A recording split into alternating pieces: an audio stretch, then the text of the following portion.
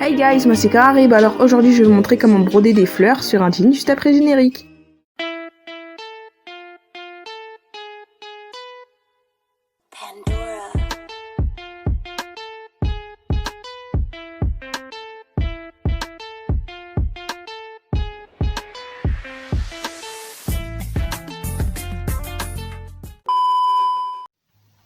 Bon alors du coup pour ce tutoriel vous avez besoin d'un jean de 2 différents fils marrons.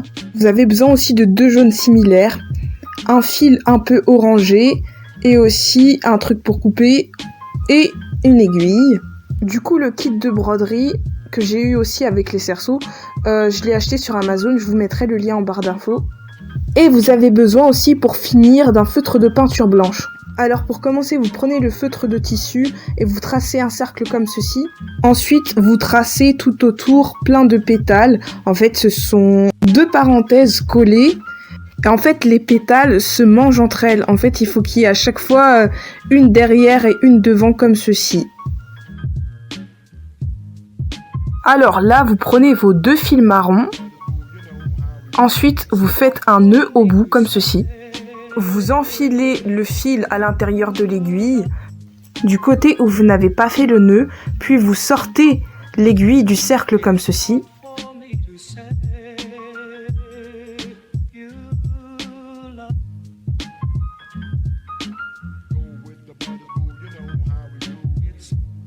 Ensuite, vous enroulez 2 fois comme ça le fil, puis vous le rentrez à l'intérieur du cercle.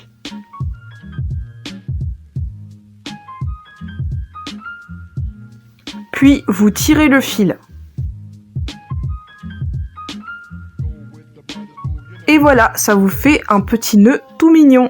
Et surtout, n'hésitez pas d'enlever la doublure de la poche, sinon ça va vous empêcher de broder. Donc enlevez-la de temps en temps. Le but, en fait, c'est d'arriver à ce point-là, de faire plein de nœuds jusqu'à ce que ce soit comme ça. Ensuite, pour ceux qui veulent garder une couleur uniforme, gardez-la. Moi, c'est ce que j'ai choisi de faire. Mais vous pouvez, dans le petit trou, pour ceux qui veulent, mettre un marron plus clair. Ah oui, regardez de temps en temps le dos du jean. Moi, ça me fait souvent ça. En fait, ça va vous faire... des fois, vous pensez que vous l'avez vraiment... le fil, vous l'avez vraiment sorti, alors qu'il y a une partie qui n'est pas bien mise. Du coup, ce que vous pouvez faire, c'est un nœud comme ceci. Et ensuite, couper la partie qui est en trop. Et après, vous continuez. Une fois que le cercle est rempli, on passe à la prochaine étape.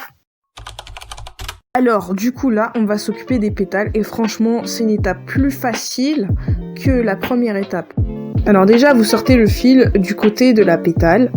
Ensuite, vous piquez sur la limite, que ce soit de manière verticale ou en diagonale. Mais en tout cas, il faut que ce soit du même sens pour la pétale. Ensuite, vous sortez le fil et vous recommencez jusqu'à ce que la pétale soit prête. Moi, du coup, ce que je vous conseille de faire, c'est que, en fait, chaque pétale ait une direction différente, comme ça, ce sera plus joli. Là, ce que je vous montre, c'est que j'ai mis du orange de temps en temps. En fait, c'est pour pouvoir encore broder par-dessus en jaune et que ça fasse un effet plus 3D.